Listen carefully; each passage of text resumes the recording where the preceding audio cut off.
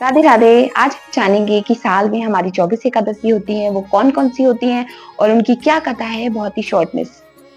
उससे पहले मेरे चैनल को प्लीज लाइक कीजिएगा, सब्सक्राइब कीजिएगा और कमेंट करके मुझे जरूर बताइएगा कि आपको मेरा वीडियो कैसा लगा।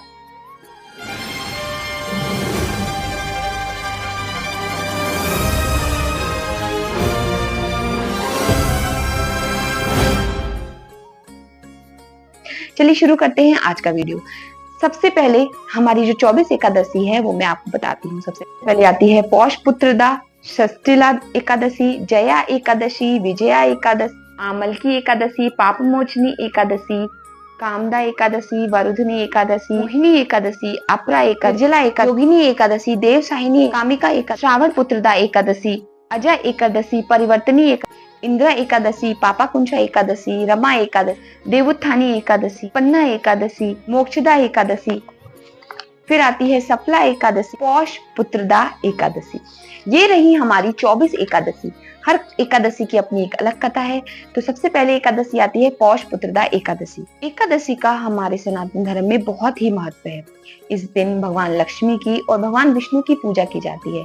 इस एकादशी का इतना महत्व है कि हमारे सारे पापों का नाश होता है।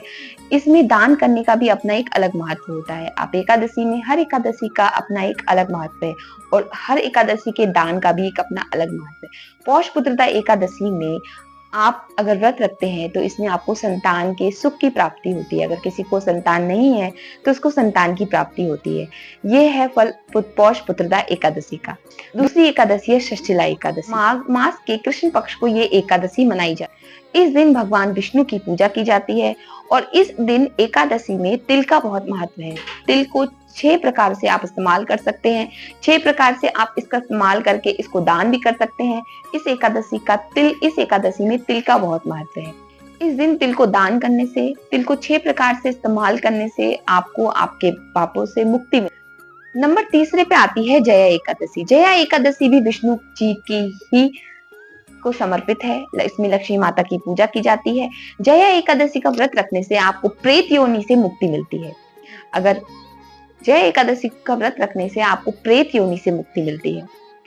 नंबर 4 पे आती है विजया एकादशी। विजया एकादशी का इतना महत्व बताया गया है कि जिसमें राम जी ने व्रत रखकर रावण का वध किया था, इसीलिए इसे विजया एकादशी कहते हैं। उन्होंने इस दिन उन्होंने विजया एकादशी का व्रत रखा और व्रत रखने के बाद रावण का वध किया।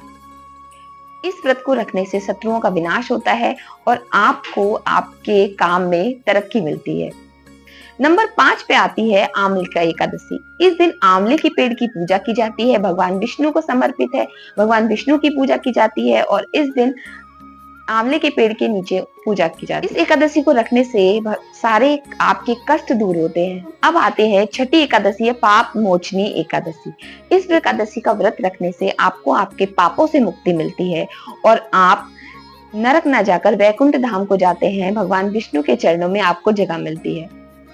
ये है हमारी 6 एकादशी जो मैंने आपको बहुत ही शॉर्ट में बताई है कि इसका क्या महत्व है, क्यों रखी जाती है, इस व्रत को रखने से क्या है। इनकी कथाएं मैं आपको शॉर्ट में बताऊंगी नेक्स्ट वीडियो में। तो इस चैनल को सब्सक्राइब कीजिएगा, लाइक कीजिएगा और आगे जितनी भी एकादशी रह गई है 9वीं और 24 तक की जितनी एकादशी है उन सबके बारे में कि कौन सी एकादशी का व्रत रखने से क्या होता है। तो मिलते हैं नेक्स्ट वीडियो में। तब तक के लिए राधे राधे।